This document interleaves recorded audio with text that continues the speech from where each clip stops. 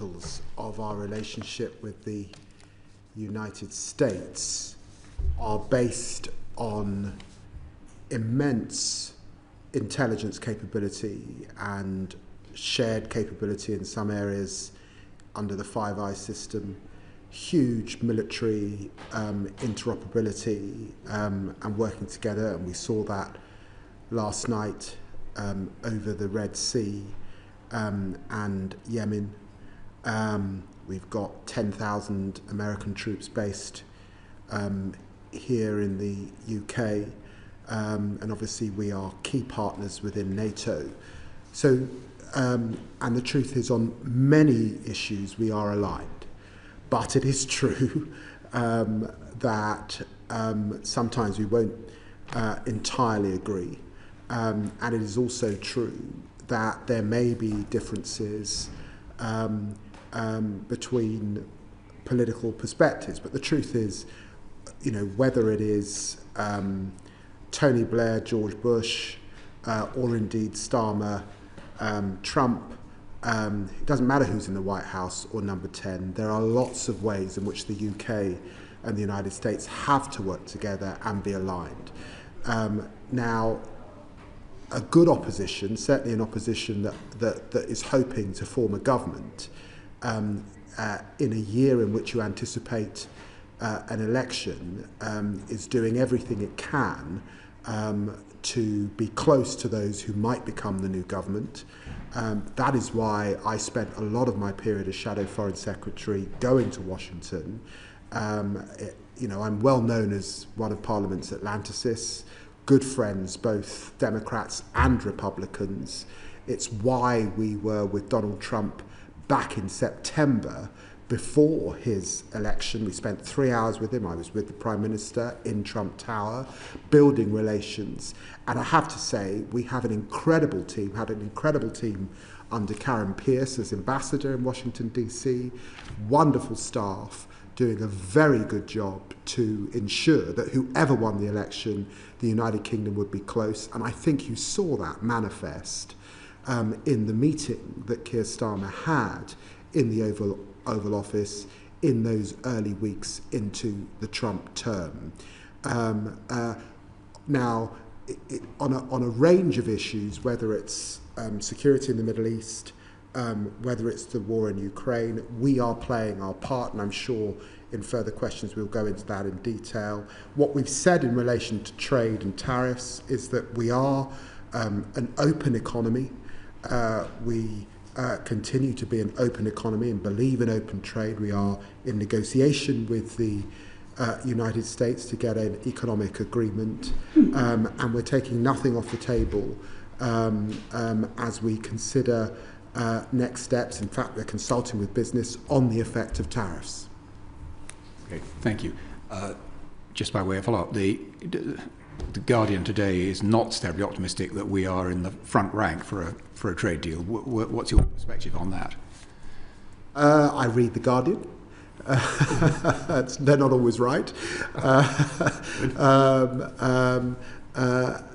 The Chancellor of the Exchequer was in DC last week on this subject. The Business Secretary, the Prime Minister's spokesperson on investment was also in the United States. We continue to negotiate with the United States, and we're working hard to get an economic agreement. Thank you. Baroness Crawley. Thank you, Chair. It's very good to have you here, Foreign Secretary. You must appreciate having a sit down for an hour and a half without anyone asking you to go anywhere. I'd like to ask you about our unique position as a bridge between the US and the EU. I'm in agreement with you and with the PM that the UK doesn't have to choose to ally with one or the other, but there are pinch points. If we're negotiating with the EU, there will be areas that will make it more difficult to negotiate with the US.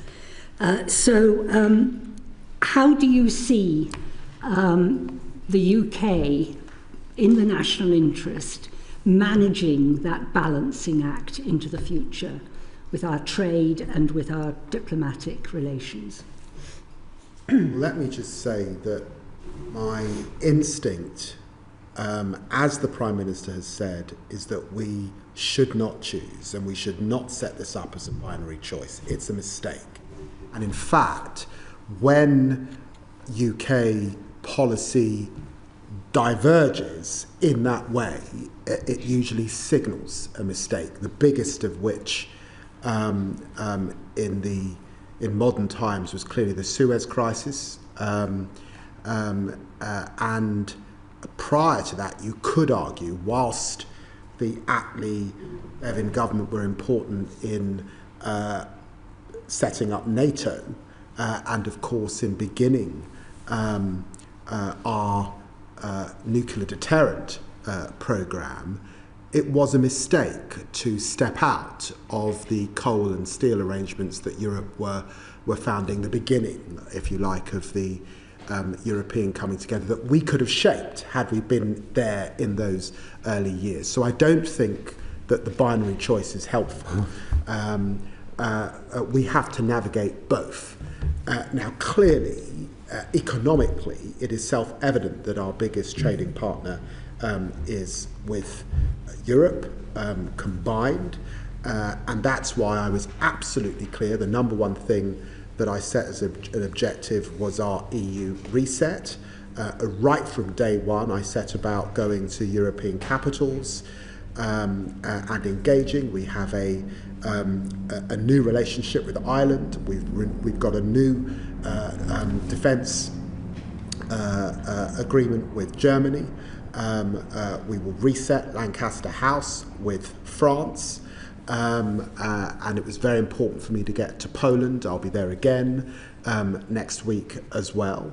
But it's also the case, and obviously on Europe it will culminate in our summit on May the 9th with the European Union, and Ursula von der Leyen will be back again for that. It's also important that we recognise that we have a very important, large trading relationship with the United States, and outside of the European Union we have an opportunity to sign deals, to forge deals. I hope we're getting close to one with India as well, and that's all in the UK's national interest. Thank you very much. If I could just follow up with the areas where you see the most positive future, as it were, with trading with the United States. Would it be science and technology, AI? Would it be, obviously there's a security problem, a question over security generally with the United States at the moment, but do you see it more in the science and technology sphere? Well, if you look at the world's global leading universities, we in the United States dominate. If you look at AI, whilst the United States and China are leaders, we're just under that tier as third. So yes, on tech, there's much that we can do together. And of course, as we navigate our relationship with China particularly, there are security concerns that mean that we must combine our capacity with the United States for mutual benefit. We must win the race on AI, but also on quantum in the years ahead. And so that is the nub of much that we're discussing with the United States at this moment. Where we diverge, agricultural standards, health, I see less room for agreement with the United States. But frankly, if you're in the United States and spending time on the Hill, many congressmen and women have set themselves against trade deals of that scale, and they take years, frankly, to negotiate. So I think in tech, on science, there is much that we can do together. Thank you very much. Darren. Foreign Secretary, thank you very much for taking the time to do this. Can I ask about Russia and Ukraine? What's your current assessment of the prospects for a ceasefire and even a peace deal? And the context here is that until last weekend, it felt as if President Trump was rather more critical of Ukrainian demands and requirements than he was of Putin's position.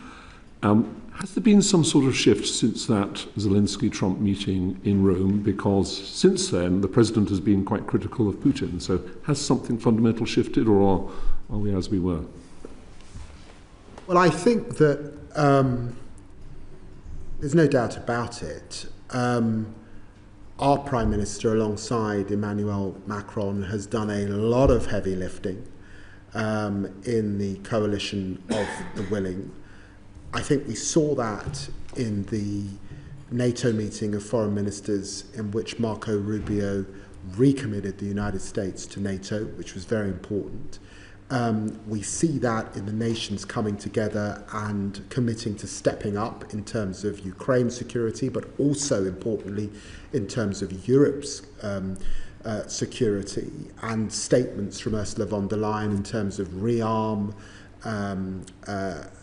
their SAFE program, how they're now going to procure and how they're going to raise their military industrial capacity, hopefully working alongside the United Kingdom, is an indication of that. All of that has happened in a sense because Donald Trump was pretty clear that he wanted to get a deal.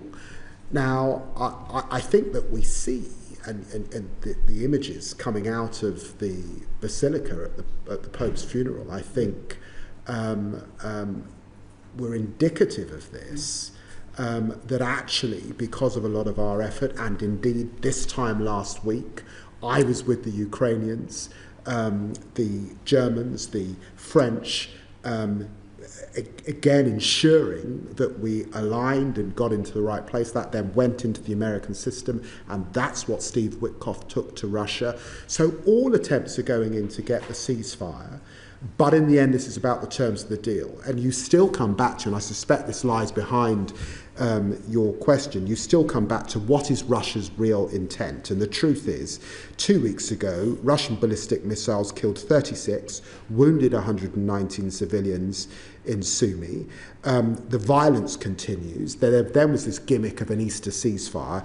This is not the appearance of a serious country that wants to engage in a ceasefire. But I admire Donald Trump's efforts to try and bring this about. He is still in it to bring about those efforts, but he's also been clear that if this goes on, he is prepared to walk away from this current round of discussions at bringing this war to an end. Very quick supplementary, if I may. You see a lot of Marco Rubio, have done in recent weeks, I guess. How much visibility do you have of the detail of the US-Russia discussions? Because if you get a deal along, for example, the lines seem to have been leaked, it would involve lifting all the sanctions on Russia, which would require action from us and Europe as well as from the United States. So do you feel you're getting full visibility of where the US are going in these negotiations? Well, thank you for noticing that I'm spending a lot of time with Marco Rubio. They've been in office, I think, it's about 13 weeks, just over, and I look back over the records and I've either seen or spoken to Marco Rubio 13 times. So it's pretty much week to week. We're either in each other's company or speaking to each other. And this week, I think I've spoken to him twice. So we are well cited, not just on foreign minister's track, but it's also the case that the Prime Minister is speaking to the President almost as regularly as I've just indicated. And of course, Jonathan Powell, as our NSA, is also speaking to Mike Waltz, and then all of us are speaking to Steve Witkoff as he shuttles around the world. So we are pretty well cited, and you will know we've got capability to understand in lots of ways also what others are saying about what kind of deal we might land, and we listen carefully to what Putin himself says about the kind of deal he wants. And at the moment, if you look carefully at his language, it's a maximalist offer, largely the same that it was at the outbreak of this war. Thank you. Lord Horton. Foreign Secretary, thank you also for giving your time up this afternoon. Nick Horton, I'm the ex-Chief of Defence Staff on the committee. And can I ask you, therefore, a defence-related question? And it's about the interplay between foreign policy priorities and the decisions on military capabilities and defence funding levels which emerged from the ongoing SDR. The Strategic Defence Review, nearly a year ago now since it kicked off, really started out as an exercise in reassessing defence capability choices in the context of a more dangerous Russia and the need both to support Ukraine and re-establish credible deterrence in Europe, all within a defined financial envelope. In the meantime, however, the global security situation has become much more febrile. And specifically, the guarantees of US security to Europe have now become much less certain, even though in a potentially only a partial way, not a comprehensive way. How, therefore, within government, are foreign policy priorities now going to play into the Defence Review's capability choices? Because there's some very hard decisions there to be made. Well, look, I think the important thing to recognise, even before you get to the Strategic Defence Review, is frankly just what a dire state we were in. Our armed services hollowed back to the smallest number since the Napoleonic War. A former Prime Minister and Foreign Secretary sort of saying in hubris that the era of tank battles in Europe was over. A chronic housing problem in our armed forces, and a strategic plan that was absent effectively. Now what we've done is rapidly increase money to the armed services in the autumn budget, 2.9 billion, in the spring statement, 2.2 billion. That's over 5 billion just in the 10 months that we've been in office, and make that pledge to get to 2.5 by 2027 and to 3% in the next cycle. We've also signed a historic Trinity House agreement with Germany, which I think is important given their Zeitenwende and their complete turnaround, 180 degrees posture in relation to European defence.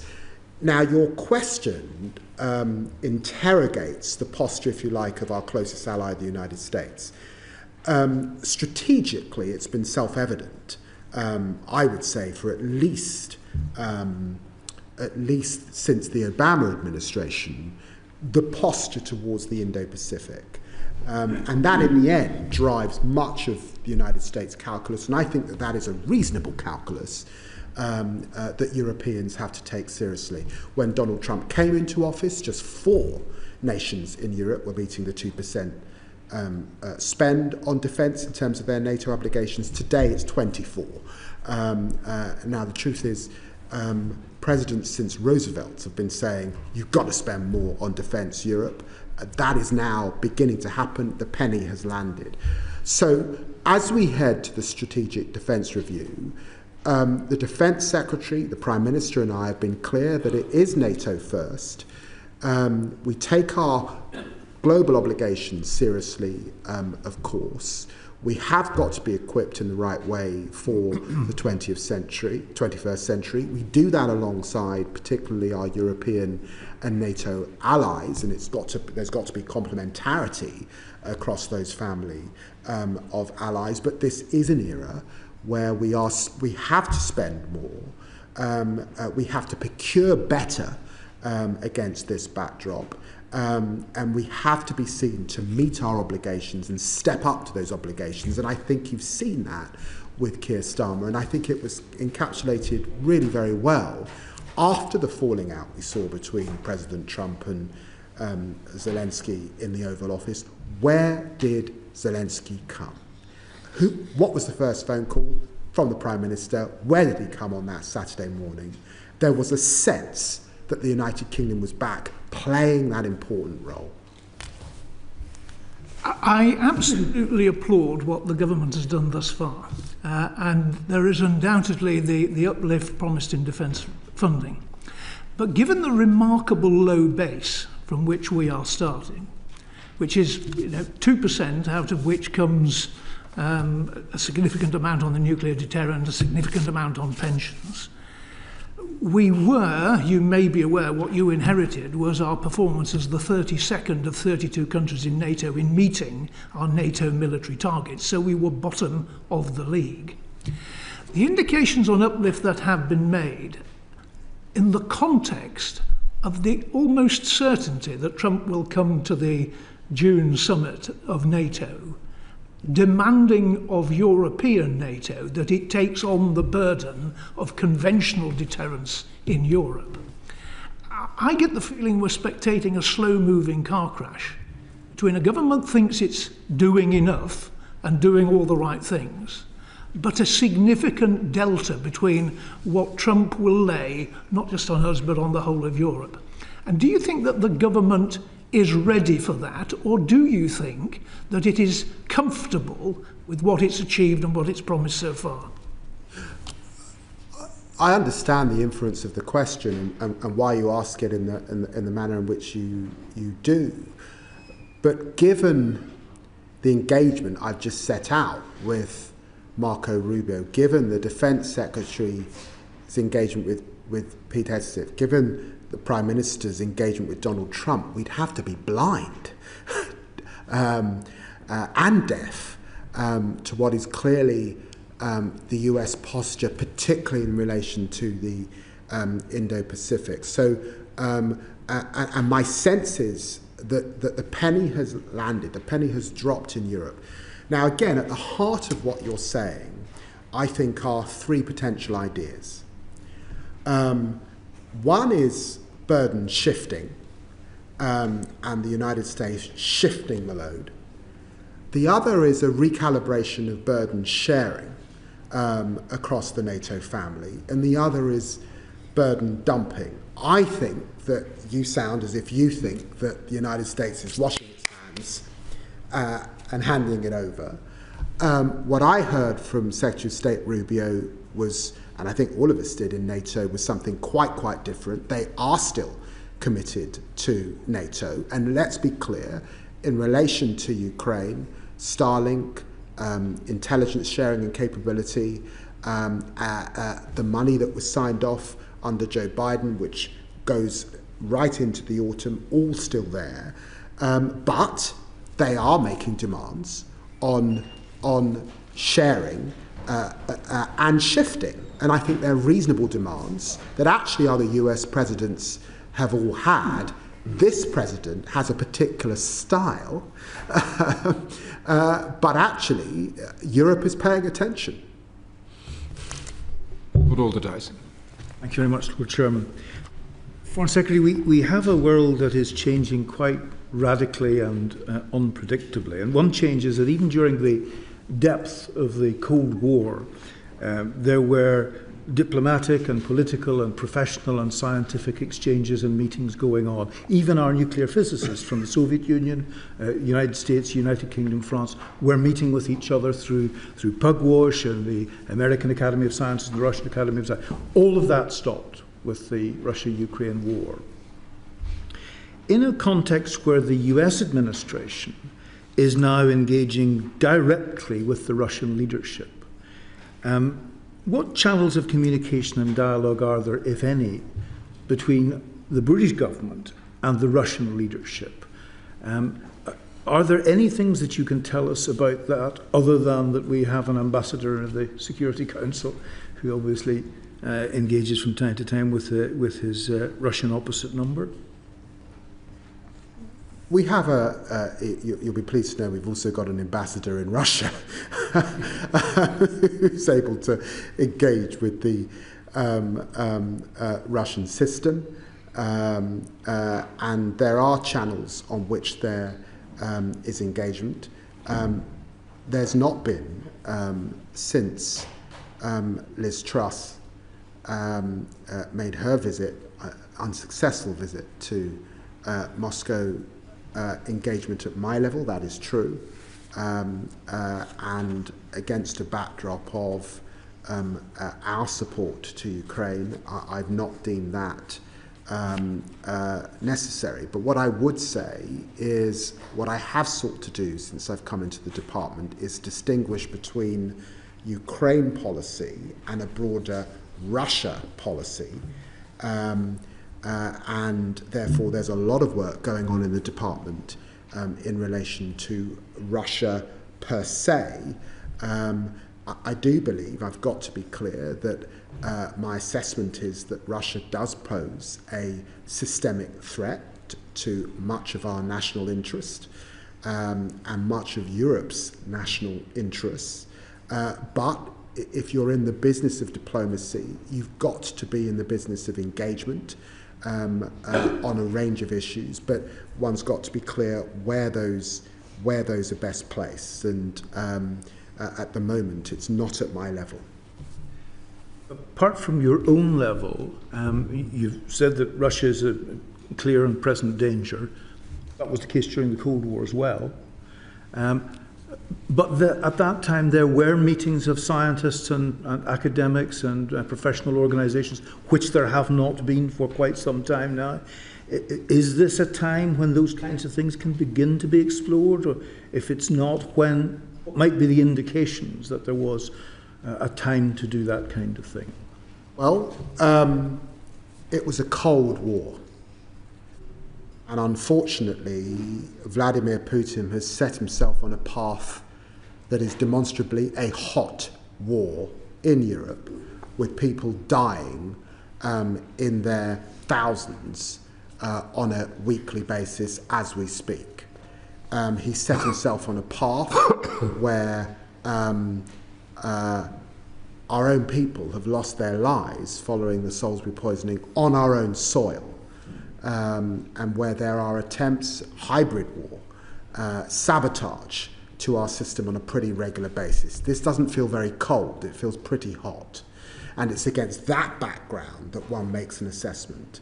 But what I do want to say very, very clearly is the Russian people, the contribution of Russia over centuries is immense, and one can have huge respect for Russian art, Russian literature, Russian music, what the Russian people have produced in so many ways, and indeed for the people of Russia. And it's always important to distinguish between Putin and the regime currently running Russia, and of course the Russian people themselves. And if your question goes to that, then I'm with you, and that's why you're absolutely right.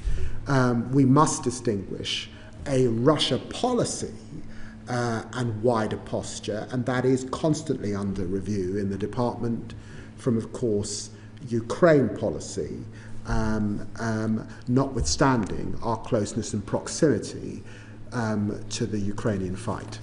Thank you very much. Ernest Baxter. I'm going to turn to the Middle East. Given that Israel has fully blocked the entry of humanitarian aid into Gaza now for over 50 days and continued to target the civilian infrastructure, can you tell the committee what steps the UK government is taking to prevent further humanitarian suffering being inflicted on the civilian population in Gaza? Well, let me be crystal clear. The blockade that Israel is undertaking now of necessary aid into Gaza is horrendous. The suffering is dire. The need is huge. The loss of life is extreme. And we have been absolutely clear, and just last week, with as an E3 alongside France and Germany, we were very clear in our statement condemning the blockade that exists at this time and the need that we see in Gaza. And, you know, I've been very clear, and I was clear just a few weeks ago in person to the Israeli Foreign Minister about their obligations and to Minister Ron Dermer, their Minister for Strategic Affairs. I was in Qatar and Oman at the weekend, and of course had extensive discussions with them about the current situation. Of course, the Qataris have played an immense role getting us to a place where we got that first ceasefire. We want to get back to a ceasefire, and so there's a lot of diplomacy to get us back to that ceasefire. And of course to deal with the issue of how do you deal with Hamas. So I think, I would imagine all of this committee accept there are legitimate concerns for the Israelis in terms of their security going forward. Now, it's my belief that that will not be solved militarily. In fact, if it would be solved militarily, you might have seen that happen in the since October the 7th. It's now gone on for some time, and it hasn't happened.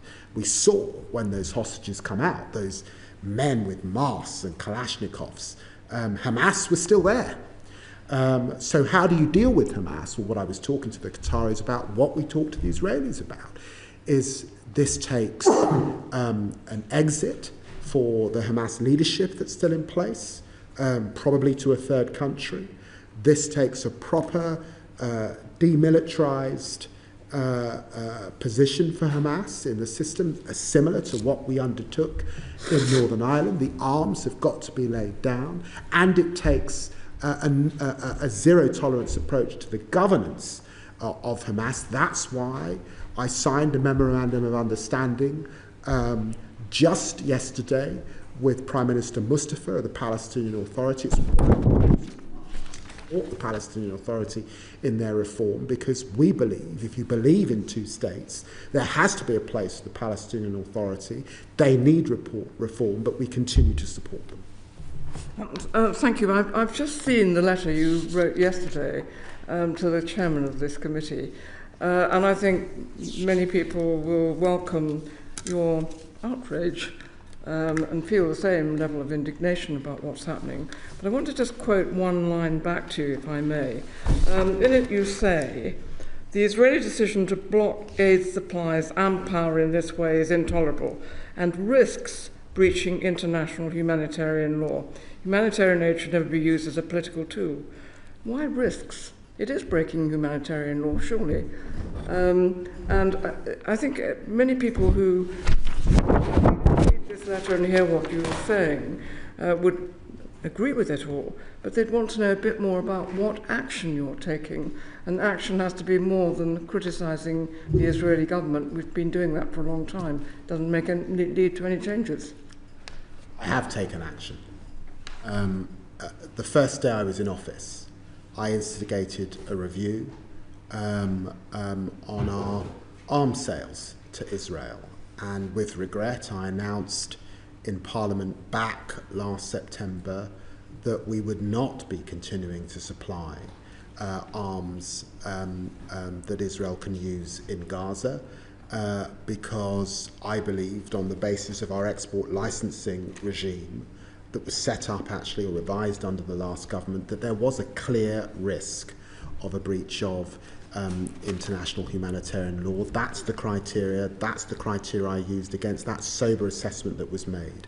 At that time, the last government, and the last time I saw that Lord Cameron was before this committee, the committee pressed him on restoring funding to UNRWA.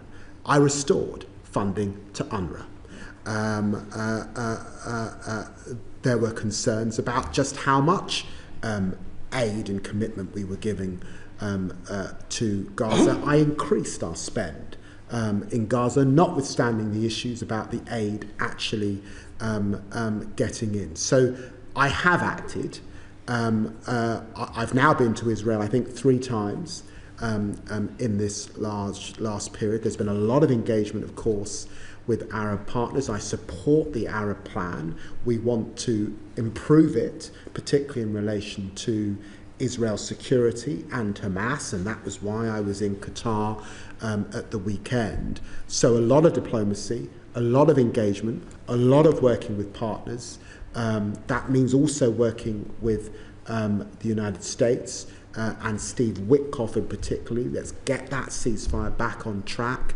And of course, also understanding the malign behaviour that sits behind a lot of the problems in the Middle East, and that's Iran, which is another subject that we could talk about, and a lot of engagement too on that file. Thank you. One just very quick further question, if I may. On the subject of breaking international humanitarian law, what position is the government currently taking on the judgments of the international courts on this matter? Well, it is a judgment for international courts, but we have been crystal clear in our own commitment to international humanitarian law and our own commitment to the architecture that was set up, much of it in the wake of the Second World War, in which so many men and women across Europe and our own country sacrificed and gave so much, an architecture that was set up by pioneers within our own country. This used to be a cross-party position. People like Winston Churchill did a hell of a lot to give us our current human rights architecture across Europe. So we continue to support that. We continue to support organisations like the ICC and the ICJ, although I recognise that that is now politically contested by some. Welcome, Foreign Secretary. I just want to put it to you that occupants of your high office for, my guess is at least 30 years, of whichever party, have used pretty much the same mantra in respect of Israel, Palestine and a two-state solution. In fact, the wording, I haven't quite got it off by heart, but is in your most recent letter. The solution is grounded in a two-state solution that will guarantee security and stability for Israel alongside a sovereign and stable Palestinian state. I can't think of a foreign secretary that wouldn't have said that. But it sounds increasingly to me like motherhood and apple pie in terms of it being desirable and wonderful were it achieved, but there seems to be very little prospect of it being achieved, not least because Netanyahu has now spelt out beyond any doubt for anyone who was in any doubt that he hasn't the slightest intention of agreeing to a two-state solution. So I really want to put it to you. Does this foreign policy objective, consistent over so long, any longer have any possibility of realistically being a solution? Well, let's step back first of all and let me be frank about the kind of person I am. I've been in public life now 25 years, and I suppose it's possible to get to this level in public life and find yourself in cynical indisposition, but I retain the optimism that I arrived in Parliament with. It's an optimism that said when some said, I'm sorry, apartheid is here to stay, and others said no, it changed. Some said the Cold War is here to stay. Those fought against it. I remember when the Berlin Wall came down. So there will always be moments when we look back in history when the impossible did not seem possible. But the whole point of diplomatic endeavour is to persevere, and you are failing every day until you succeed. And the best modern example of that here in the United Kingdom is the I remember those bombs exploding that killed so many lives because of the problems and the troubles in Northern Ireland, and in the end, with cross-party consensus and a lot of hard work, we got there. So we can get there too on a two-state solution. And what are the ingredients and how do we get there on a two-state solution? Well, again, let's give the current President of the United States some credit for the Abraham Accords, and let's continue to press hard to get to Saudi-Israel normalization and on any analysis, it's hard to see how you achieve that prize of normalization without two states. Let's focus on what we can do to give Israel the assurance that it needs in relation to Hamas. Let us continue to bear down on Iran's nuclear ambitions, which would be devastating for the Middle East, and let's continue to support those within the occupied territories who still believe in, obviously, a home of their own. And I've always said the Palestinian cause is a just cause, but want to live alongside Israel. That means you must continue to support the Palestinian Authority. And as I say, I signed a memorandum of understanding with Prime Minister Mustafa this week. All of that gives me hope. If you don't believe in two states, then you either believe in one state, in which you have to then, the Israelis would have to explain how Palestinians are able to live with equal rights, and I think that that's problematic at the moment, given the occupation, or you believe in no state. Well, I'm afraid it's unacceptable for any group of people to have lived without no state for longer than I have been alive. So for all of those reasons, the only option is two states, and we will continue to work with partners at the moment, particularly with France, as we head towards their conference in New York on two states, alongside the Saudi Arabians, to work with those two partners to ensure that we keep alive two states. Surely a prerequisite for a two-state solution is to acknowledge that two states have got to be recognised, and that brings me really to that quite specific question, that it is within the Labour Party's manifesto to recognise the state of Palestine. It is something that the United Kingdom could do. It's something which 160 odd states across the world have already done, and it's something which Western European states, including Spain and Ireland and Norway, have already done. Isn't that some quite specific decision within the power of the British government, if necessary without reference to anyone else, but obviously preferably in collusion with other people, that would make a positive step that would say to the Palestinians, your position is not hopeless, which, as you've rightly described, has sometimes appeared a bit like that during our lifetime. When is that likely to be achieved? Because, of course, if we wait until Israel says, yes, we agree with that, then it's simply not going to be achieved, certainly not during the course of the life of this government.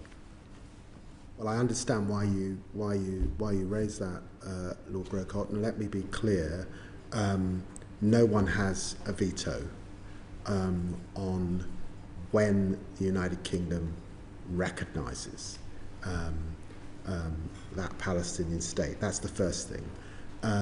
The second thing is that I recognise that there are some who see this as symbolic, and there are countries in Europe that have taken this step recently. But on another set of questions I got from the committee, whilst it was a symbolic act, you've got to ask yourself, did it change much on the ground? And the sad conclusion is, it didn't.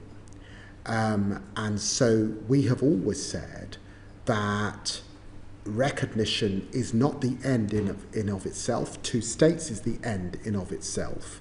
And we would prefer recognition as part of a process to that two states. And so we will continue to talk to partners about that. President Macron has had a lot to say about that most recently alongside the Saudis, and of course we are in discussion with them at this time, and we take and this is a solemn undertaking, as members of the UN Security Council, we take, and Britain has always played that role, to contribute to progress on the ground, not just a symbolic act. And that's the detail and the granularity of the diplomacy and our engagement at this point in time. But I should say to you, because this is important, settlement expansion at the moment is undermining the viability of two states, and settler violence levels are shocking. In the last year, we've had 59 illegal outposts on the West Bank. In 2024, the average was there were 59 established in 2024. The average was 7 over the last 25 years. So that is all undermining the prospects of two states, and it's why I announced sanctions on some of that settler behaviour a few months ago. Thank you. Which takes us to Lord Sames's question. Thank you, Jim. Foreign Secretary, I must congratulate you on retaining your optimism after all that time in Parliament. Mine gradually diminished after my first Parliament, I have to tell you. Well, you were always very nice to me when you were in House. Can I... we asked these questions. I don't want to repeat myself endlessly, but we're now at nearly 300 illegal settlements. Everyone is illegal. Everyone is an obstacle to peace and an obstacle to a two-state solution, or whatever way it should turn out. And I just wanted to ask you, even though you've been very clear in what you said, but what further steps do you believe that the British government can take to prevent Israel from building further settlements, which are absolutely illegal under international law?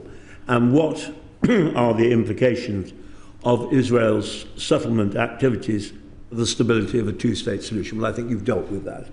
But just the first bit, I very much agree with Lady Blackstone that every foreign secretary, because of the way it is, has always been, Lord Greycock has always been in the same position on this, and you have been robust, and that's I'm glad that our Foreign Secretary is robust. But these settlements are actually making it impossible for there ever to be a two-state solution, because there isn't any room for a second state.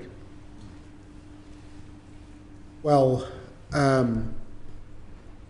think you're right, drawing on so many years of experience in foreign policy, to place great emphasis, like Lord Greycock has, on this area of behaviour, because of the rapid acceleration we've seen in this last period of time under the current government in Israel.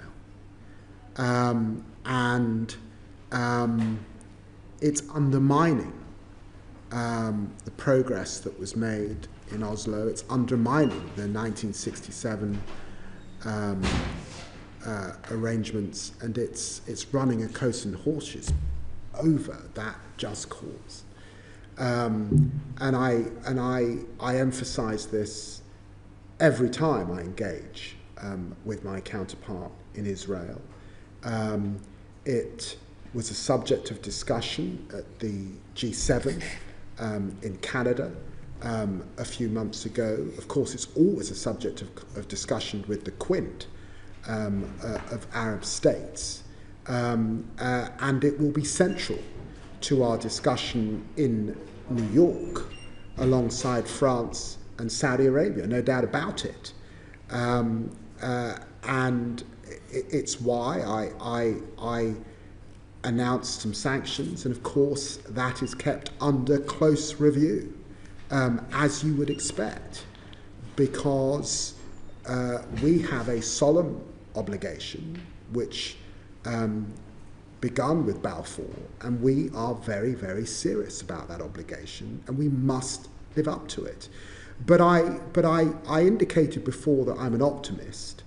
There have been moments of tension and fear No doubt about it, October the 7th was a grim and horrific moment. And lets us remember that there are hostages who are still not with their families at this time.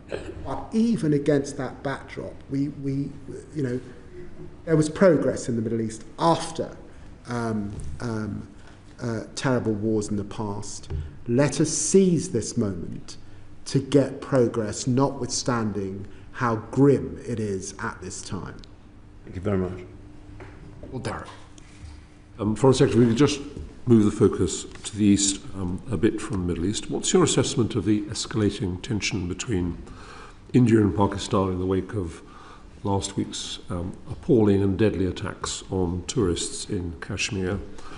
And the context here, as you know better than I do, is reports, rumours that the Indians are under pressure to contemplate some sort of military response to those attacks. Well, let me be clear that the terrorist attack in Indian-administered Kashmir, the Pahalgam area, was horrific. And as you would expect, the UK condemns that terrorism and extremist behaviour. And when I spoke to Foreign Minister Jaisankar a few days ago, and he outlined what had happened to these tourists, stripped, shot in the head, it's been devastating, of course, to the public in India particularly. So we send them our deepest condolences. It was also important, of course, to speak to Pakistan's Deputy Prime Minister and Foreign Minister Dar. And I recognise that this is a very sensitive situation and there are real risks, very real risks to regional and wider stability at this time.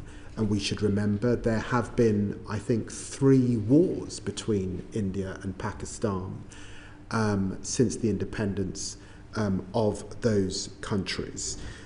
We're keeping our travel advice under constant review. We've already issued factual updates about the closure of the Wagai border.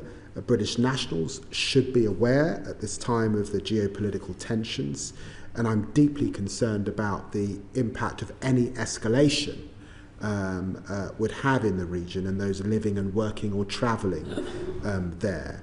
We estimate at the moment that there are over 1 million British nationals, 1 million British nationals and dependents across India and Pakistan. So of course I'll be reviewing our plans with ministerial colleagues in the coming days, but I want to say that this is a very different situation to evacuations in other crises in recent history. The challenge of a significant escalation would be of a different order, and that is why, because we are talking in the end about 2 nuclear powers, that all efforts on diplomacy are going in. It's why I spoke to my counterparts, it's why our NSA has spoken to his, of course. It's why we're urging de-escalation and cool and calm heads, notwithstanding the tensions at this time. And of course, I spoke to Secretary of State Rubio about this a short while ago as well. Thank you. Ernest Fraser. Thank you. Foreign Secretary, given your recent visit to Beijing, could you tell us what surprised you, or perhaps what disappointed you? What is your assessment of the UK's relationship with the People's Republic of China, and how do you think the Chinese leadership view the UK, and what are the government's priorities for UK-Chinese relations? Well, look, thank you for the question, and let me just give the context, I think, because I think it's important. We have come out of a period of inconsistency, vast inconsistency between the golden era of David Cameron and drinking a beer with President Xi and the Liz Truss approach to China and the disengagement, the complete disengagement. So when I went to Beijing, I was going after 6 years of disengagement of activity, really, from China. And so I've been really clear. I was clear in opposition, clear in office. There are areas where we cooperate with China, and we must cooperate with China. Things like climate, global health, very important areas. We can trade with China as well. The United States has managed to increase its trade with China. This is prior to the tariffs. Increased its trade with China whilst being really tough on issues of security. So there are areas where, of course, we'll compete and where we'll challenge. And when I was in China on Jimmy Lai, on the situation in Hong Kong, on the sanctions against British parliamentarians, these are areas where we will continue our human rights concerns in Xinjiang. We will continue to challenge China most definitely. We're doing a complete audit of our relations with China. We've got a national security review underway that will also publish shortly.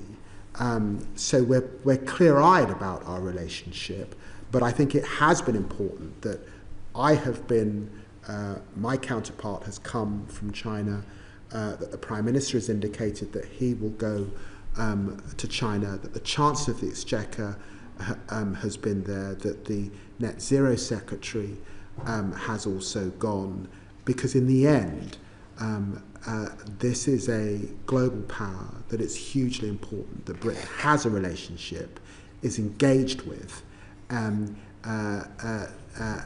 able to disagree, and sometimes pretty vociferously, but also able to act in our country's national interest as well. Thank you. You mentioned that you're undertaking an audit. This committee produced a report on China in 2021, before my time. It criticised, as you have alluded to, the then government's approach to China, and it called for that the government needed a clear, unified strategy. So has this changed, and if so, how? And as a subset of that, the report also identified there was a deficiency in China-related knowledge and expertise within UK government and civil service. Has this been addressed since 2021, or do you feel that this is still could be the case? Well, the China audit, I think, will address that issue. And I have been very clear, and I've said this to the new Perm Sec, who's just alongside me, that capability in the department's really important. That's actually both in terms of our embassy in China. I've lost count with the amount of embassies I've visited since becoming a Foreign Secretary. I've travelled so much over this last period, but I don't think I found an embassy in worse condition than our embassy currently in China. And I've been really clear that in terms of capability, Mandarin speaking, and the next generation of capability of diplomats, that in this change cycle that we're in, and the 2030 ambition that the Perm Sec can say a bit more about, we do have to ensure that we have that capability across the range, and Mandarin speaking is a fundamental part of that. And finally, because I've just got a little bit of time, China's Belt and Road Initiative has become the central instrument of Beijing's global influence strategy. As Western commitments to aid decline, particularly with our own cuts to budgets and and to the US AID program, how can we ensure that China's not just stepping into the breach? Well, I think that is a topic of concern. And it's why I have been clear that here in the United Kingdom, we have not made an ideological decision to abandon our development commitments. Even after the changes that we have made, we will still be the 6th biggest development power and spender, and that's hugely important. 1, and 2, actually in the calibration that we've made, and I see it a bit like an accordion. If you look over the last 50 or 60 years of the UK, if at one end of the accordion you have hard power, then you get to diplomacy and our diplomatic footprint across the world and our work in the multilateral system as well as bilaterally. Then you get to soft power,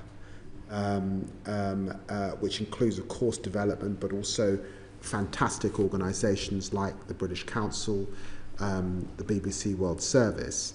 Actually, that's always gone up and down across different eras. And sometimes investing in hard power saves lives. By the way, the war in Ukraine has cost the continent of Africa, some estimates 7 billion, upwards 9. And so us investing in hard power at this time is important for global security and saves lives not just in our own country. But against that backdrop, if you abandon development entirely, then others will step into the mix. And that's why it's important that we are still a force in the world on development, and we will be, even after the adjustments that we've had to make. Bruce. Baroness Faes has slightly preempted my question, which is about soft power. And I need to declare an interest, as I've been an advisor to DAI, who deliver development programs to both USAID and the UK government. But soft power delivered through official development assistance, the British Council, the World Service, arguably is more required at a time of convulsion, and yet we are rowing back from it in spite of what you've just said. So can I ask you some specific questions about those particular agencies? So will the government release the British Council from its pandemic ban commercial loan, which is causing it real financial difficulties, and which we've actually written to you about? It's a commercial loan, and it's compromising the British Council, who told us when they came here they were 30 days from being insolvent. Will you commit more long-term support to the BBC World Service rather than having it funded by hard-pressed licence payers? And will you have a look at the impact of particularly next year's cuts in ODA, not least given the amount that is being diverted for domestic refugees and asylum seekers? We are cutting aid, Foreign Secretary, more than France, more than Germany. The EU is maintaining it. Japan is increasing it. So, frankly, isn't the government really weighing back? The rhetoric's great. The actual delivery is cuts, cuts, cuts, and undermining of what we used to be really, really proud world leaders in. Well, that was quite a list. So let me just have a sip of water and address that list. First thing is, I actually increased funding to the BBC World Service. In the one-year settlement, I got them an uplift. I think it was £32 million. They've been able to increase. I think they've just brought in BBC Burma. Really important. And I was, I do recognise that when you've got Russia Today and others investing in soft power, the BBC World Service plays a very important role. The second thing I did for the British Council was they were given a loan by the last government on commercial terms, and I agreed an 18-month extension so that they could come up with a business plan, get back to paying down that loan, and we could get them into better health. I've seen incredible work from the British Council in India, in Nigeria. Whilst I've been in this role, I've been a huge fan of the British Council over many, many years. My wife's an artist. who has done work with the British Council in the past, so I'm well aware of the contribution that they make. And so that is why I got them the extension. Now, as I said, in terms of the decisions that we've had to make in terms of ODA spend, we will still be the 6th most important development player in the world, and we have not made an ideological decision to abandon aid entirely. That has not been our approach. It is true that when you look across Europe, whether it's the Netherlands, whether it's Germany, France, that we are seeing a reduction in spend.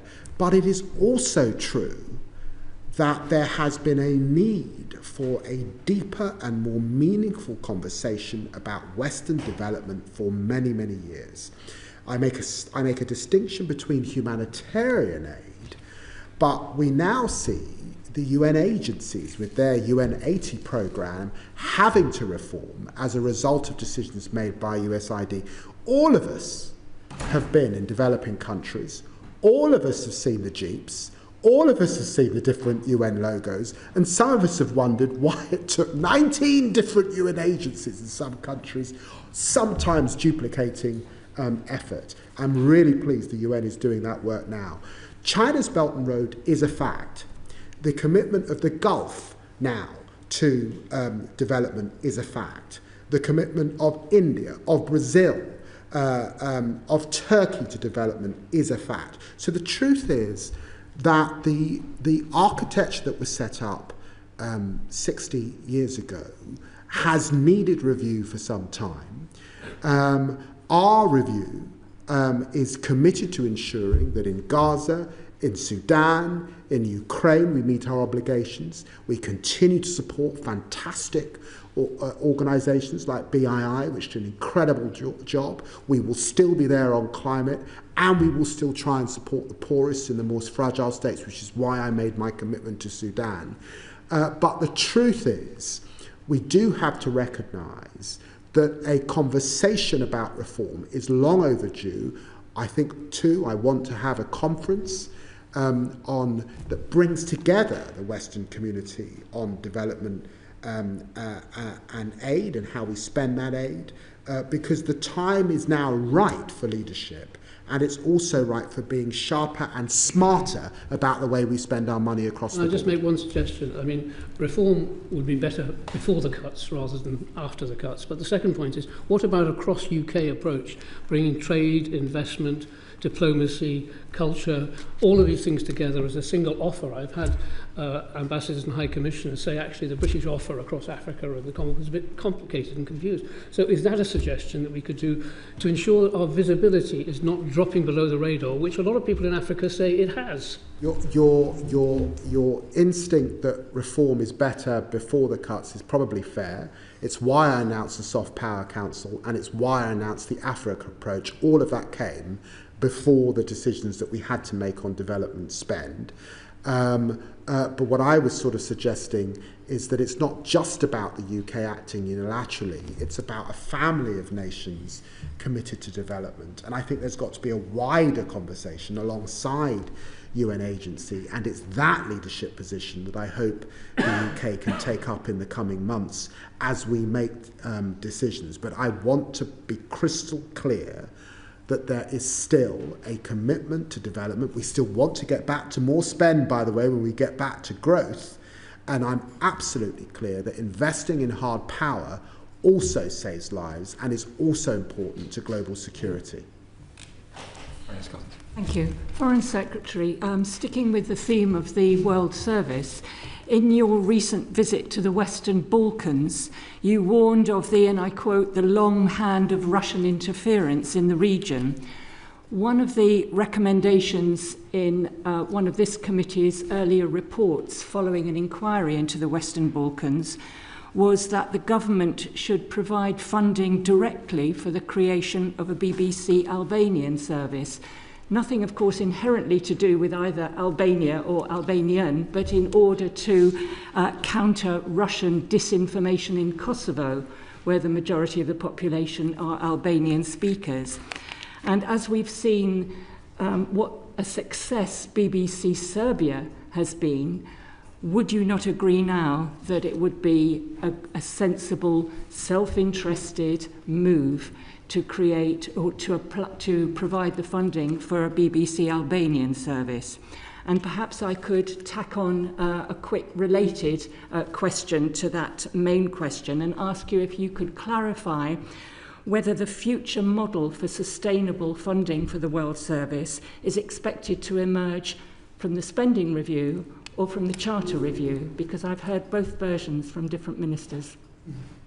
Well, on the first question, thank you for raising the Western Balkans. Thank you for raising Kosovo and this committee's work in the past. I went to Kosovo when I was Shadow Foreign Minister, and I was hugely proud to go. And I came back from that visit concerned that the UK leadership role that begun under Tony Blair was a little diminished following our exit from the European Union and the slightly more isolation, or the looking inwards that followed that decision. It's why this year the Prime Minister and I will be hosting the Berlin process, and I'm really pleased that that we will be leading on that once more. It's why also I was very proud to appoint, one of the most senior diplomats in our system, Dame Karen Pierce, to be envoy, and she's back in the region, already creating waves as is needed. And I'm hugely concerned at the moment about Russian disinformation and influence. I'm very worried about what's happening in Bosnia-Herzegovina and the Republic of Srpska. It's really very, very challenging and worrying indeed, and it's why we have to be present. Your question about the BBC World Service is well put and well made. These have to be matters for the BBC, not for the government. But what I will do is I will write to the BBC and indicate to them that I am sympathetic to the position that this committee has put, but it must be properly a matter for them. Of course, the overall settlement will be determined by the spending review, but the Charter review is vital and fundamental in this regard, because in the end, the BBC derives much of its funding from that Charter review, and that necessarily affects the BBC World Service as well. And so both, I think, are pertinent to the subject at hand. Thank you. Well, Bruce. Just very quickly, can I ask you a question about Sudan? Obviously, you hosted the London conference, which was perhaps predictably inconclusive given the difficulty. Do you see what the next steps could be, given that there are agencies outside that are turning it into a proxy war? What can the UK do with partners to promote the opportunity for actual internal negotiation involving citizens, involving women, to try and deliver a Sudan-based solution rather than one that is being driven by external forces who have other interests than the welfare of perhaps of the people of Sudan? Well, let me say from the outset, having gone to the Ardri crossing and up to the border in Chad, the scenes that I witnessed were heartbreaking. The pain and suffering of millions of women and children should offend the entire planet. And it has staggered me, frankly. I think I was asked a question about what I had or had not expected in this role. It has staggered me, the indifference and the lack of outrage at the catastrophe that is the crisis in Sudan at this time. And so one of the reasons that I had the conference and the convening here in London was, of course, to achieve greater pledging and money for the people of Sudan, and we achieved that with 800 million committed, which is hugely important, given I can't say that the war will come to an end in the coming weeks. 2, to bring all of those who have a stake in this crisis around the table and into the room, and we were able to issue a chair's statement. And if you read that statement, it was a good piece of work, drafted, of course, by tireless officials, and I must thank the whole team that were working on this in the department for their huge endeavour over many months to land this conference.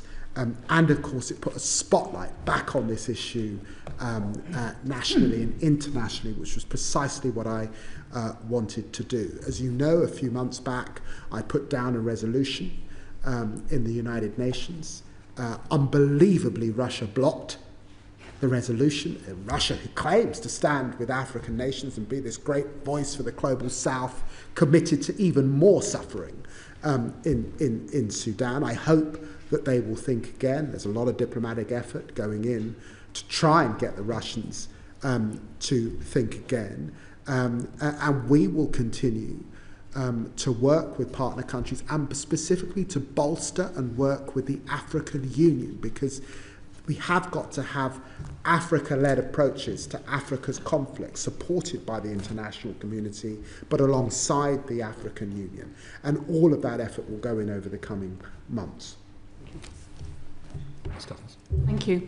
My question is about Colombia. So I'm taking you to a different part of the world now, which generally gets much less attention than it deserves, despite the excellent work of the UK as penholder for the peace accord at the Security Council.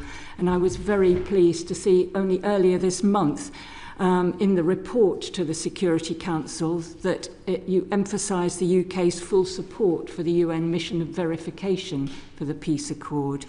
But as you'll know, this mission requires the annual renewal agreement from all members of the Security Council, or at least no one voting against. And as the current mandate expires in October, it's not clear at the moment what the US's position might be on renewal, and it would be disastrous, of course, if it decided to vote against. So I'd be very interested to know, Foreign Secretary, what your assessment is of that situation, and also your assessment of the prospects of resuming the peace talks with the ELN, which broke down in January. Can the UK use its vantage point as penholder to encourage and help achieve the resumption of these peace talks, which are obviously absolutely vital for any progress of President Petro's Total Peace Initiative? Well, we certainly welcome the Colombian government's commitment to its implementation and the 2016 peace agreement. I met with the Colombian foreign minister in my office a few months ago. I saw him again, I think it was at the G20, or it might have been in New York. I hope to get to Colombia soon. I haven't discussed this issue with Secretary of State Rubio, but now that you've raised it, I will, given I speak to him on a pretty regular basis. And we have discussed, he takes a great interest, of course, in South America, Latin America and the Caribbean. We've discussed obviously the very concerning situation in Haiti and the situation between in Venezuela, but we haven't discussed Colombia, so I'm very happy to raise that with him. Thank you very much. Ms. Crawley. Thank you, Chair. Given the uncertain times we live in, I mean, I'm assuming that we'll be still talking about President Trump and not Pope Trump in a few weeks' time. But we do live in extremely uncertain times. And I wondered what you were doing in-house to review the way the FCDO is working, how the departments are bringing forward plans within the context of this new diplomatic world that we live in.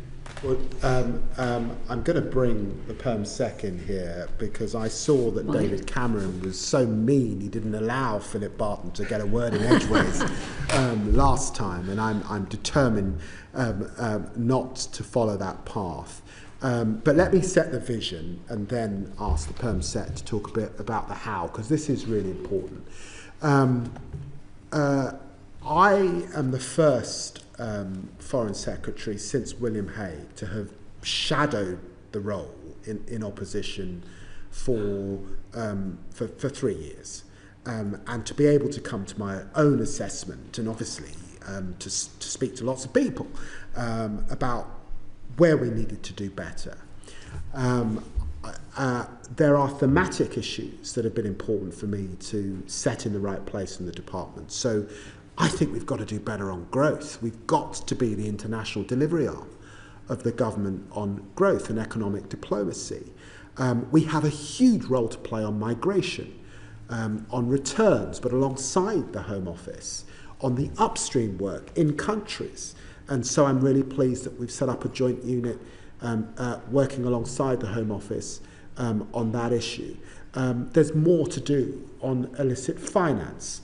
And we have to meet our climate commitments and continue to lead in the world. And with COP coming up in Brazil, I think you'll see a lot more of that with the UK standing alongside our Brazilian partners. So there's important thematic work that we have to do. But I also felt when I came into the department that we weren't embracing technology enough. The AI revolution is happening before our eyes.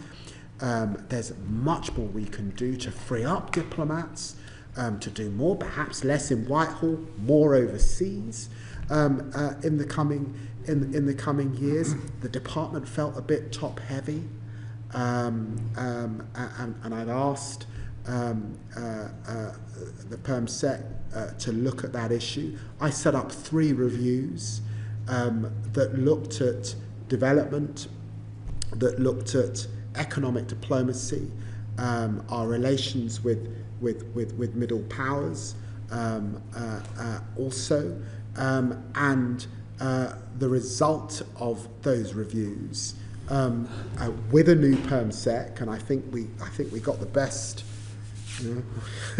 one of the best people in the system, if you like, who's been in Whitehall. It's always embarrassing when someone, but in Whitehall. Working in very senior roles, but also not completely of the system in terms of not being a diplomat, but someone who could hold their own in Whitehall, because there was also a sense that the Foreign Office wasn't, as a big department of state, had lost its ebb. So that was what I found in terms of the vision of what I wanted to achieve. And the Perm Sec's absolutely in the weeds of how we're now going to do it. Thank you, Foreign Secretary. Given the time, I'll be brief, Chair, but thank you for the opportunity. And I should say, before I say anything about the department, it's an absolute pleasure to be in it. And as you've been hearing for a while now as a committee, the work of the department is extraordinary. And so it's a real privilege to come and try and lead my civil service colleagues who are doing extraordinary things in very tough places often. But as the Foreign Secretary says, you can't expect to win if you're standing still. And so what we're thinking about at the moment is, given that the department now has 6 clear priorities, the Foreign Secretary's just laid them out, from growth to development via security in Europe and climate and development. We've got to work out how we change the department so that by 2030, in what is likely, we're in the middle of a spending review, but what is likely to be a tough spending environment, we're able to look our colleagues in the eye and say we think the jobs that result from this process will be better. The effect that we can produce for the government and its objectives will be better at the end of that process than now. So the 5 things we're focused on, I'll be brief, but are first of all how we prioritise as a department, and I think that's come up in been questioning already in this session, how we make sure that we are strategic enough to be able to focus on the things that really make a difference and really project the government's impact and influence in the world. There is an understandable tendency to want to have something on everything, and that may be a luxury we can't quite afford over the coming period. We need to think very carefully about how we chase delivery through the system. So, making sure that when we set out our position, when we agree our plans with the Foreign Secretary and with senior colleagues, we're following through. And then we're adjusting. If we're not achieving the things that ministers are asking of us, make sure we know that, and we're able then to tweak the plan to get to a better result. There's a big agenda here about openness. The Foreign Office is extremely good, I think, at picking up on what's going on in the world. It's its core business in many ways. But sometimes it doesn't listen quite as carefully to people here in the United Kingdom.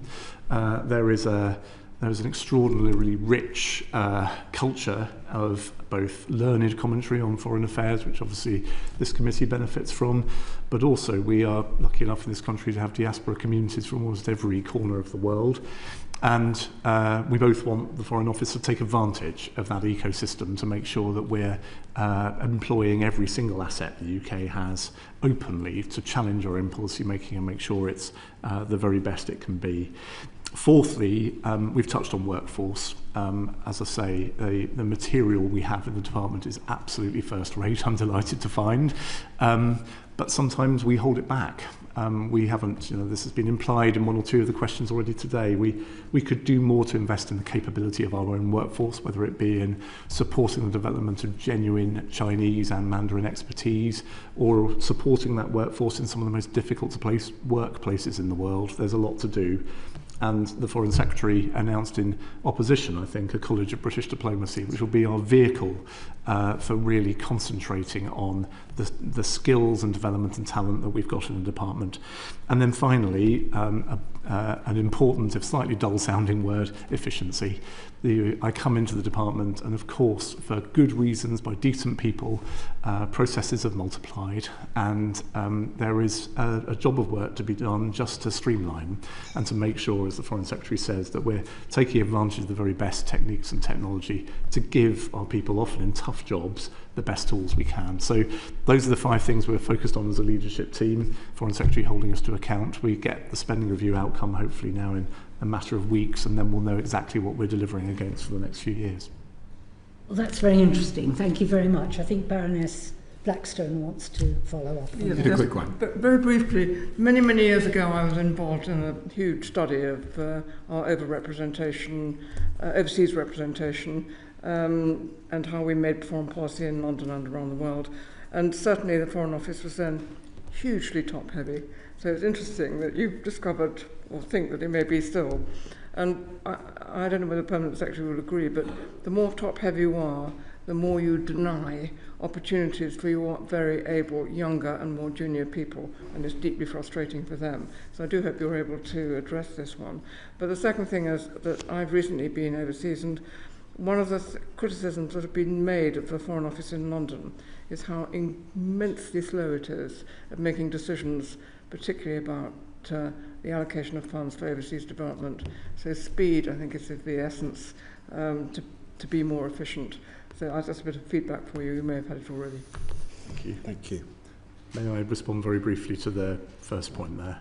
Just to say we're that all of the questions that the Foreign Secretary has been asked this afternoon also do point to the need for good experience and judgment. And so, there is a careful balance to strike here, given we operate a rotational model of getting people out overseas about not slimming down too far at the top.